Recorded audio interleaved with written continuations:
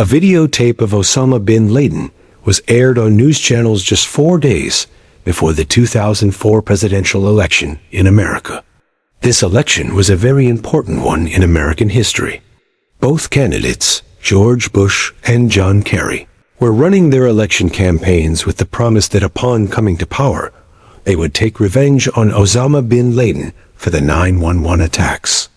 Aired on Al Jazeera, this videotape showed Osama bin Laden in quite healthy condition, accepting responsibility for the 9/11 attacks in a more direct manner than before. The purpose of this recording was to show the whole world, especially America, that the world's most wanted man was feeling completely safe somewhere. While Osama bin Laden's videotape was creating a stir in America, at the CIA headquarters in Virginia, almost every lead from the Special Task Force phone to find him had gone cold. For the CIA, this situation was very frustrating. The same bin Laden who was now, through the videotape, essentially singing songs of his success, was someone the CIA had come very close to capturing just 3 years earlier. Let's go back to the videos. The very next month after the 9/11 attacks, America moved into Afghanistan and pushed al-Qaeda fighters to the country's eastern part. Here, the al-Qaeda fighters fortified themselves inside the caves of Tora Bora, and it was believed by the CIA that Osama bin Laden was also there. Collaborating with local allies, the American army fought a heavy battle against al-Qaeda in Tora Bora. When success wasn't achieved, the decision for heavy airstrikes was made. But by the time the American army won this battle, bin Laden had already escaped. Only 20 people were captured after the fighting ended, causing the CIA to miss its first golden opportunity to capture Osama bin Laden. What the CIA didn't know was that among these 20 captured individuals was one person who would open the path to finding bin Laden. This was Mohammed al-Qahtani, a name completely new to the CIA before his capture.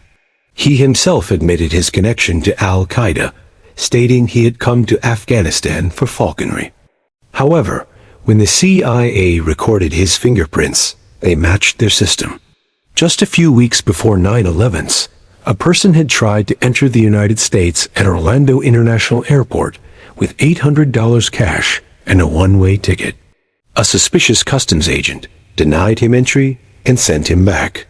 This person was none other than al-Qahtani, captured from the Tora Bora caves, whose fingerprints were already in the CIA system.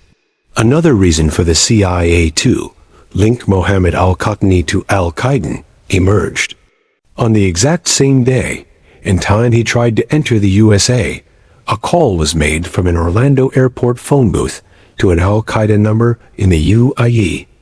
Since al-Qahtani was at the airport, the II suspected the call was made by someone there to receive him or who was his companion. Besides the phone call, the FBI found an abandoned car in the airport parking lot that same day. The investigation team concluded that al-Qahtani was also supposed to take part in the 9/11 attacks, tasked with hijacking United Airlines Flight 93, a flight that crashed in Pennsylvania when passengers tried to regain control. After all this investigation and connecting the dots, Mohammed al-Qahtani was interrogated again, and this time he revealed his connection with al-Qaeda. 3 months later, in March 2002, another al-Qaeda member named Abu Zubaydah, responsible for supplying the group, was captured.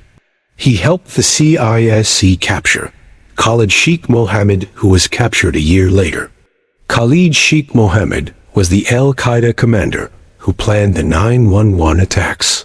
Mohammed al-Qahtani told the CIA that just 2 months before the attacks in July 2001, Khalid Sheikh Mohammed introduced him to a new contact for the CIA, Abu Ahmed al-Kuwaiti, who had trained Qahtani.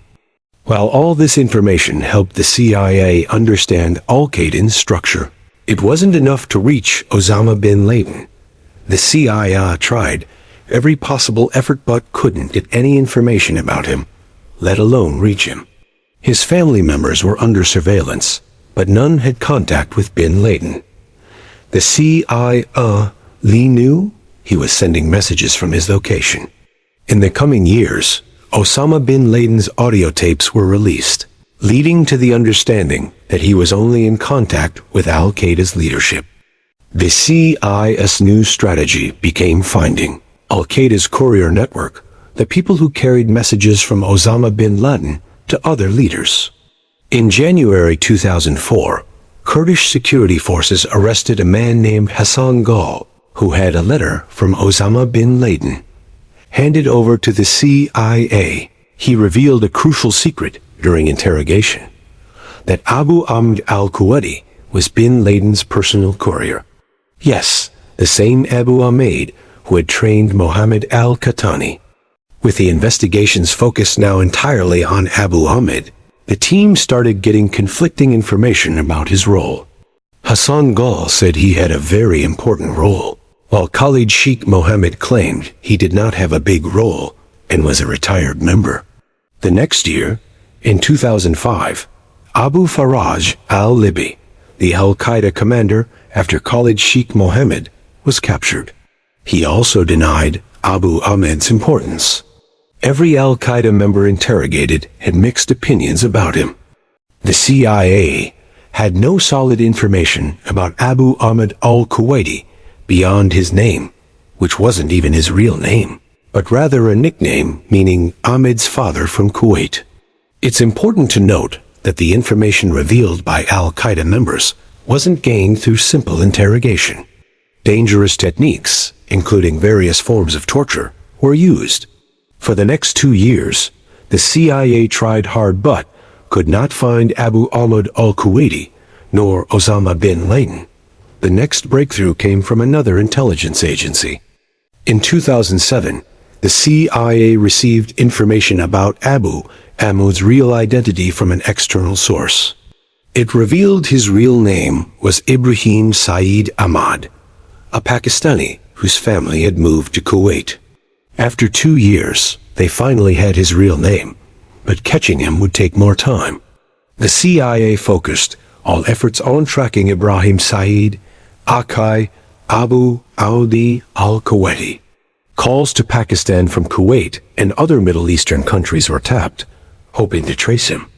After years of monitoring millions of calls, in June 2010, a suspicious call was flagged. The conversation was in Arabic and Pashto.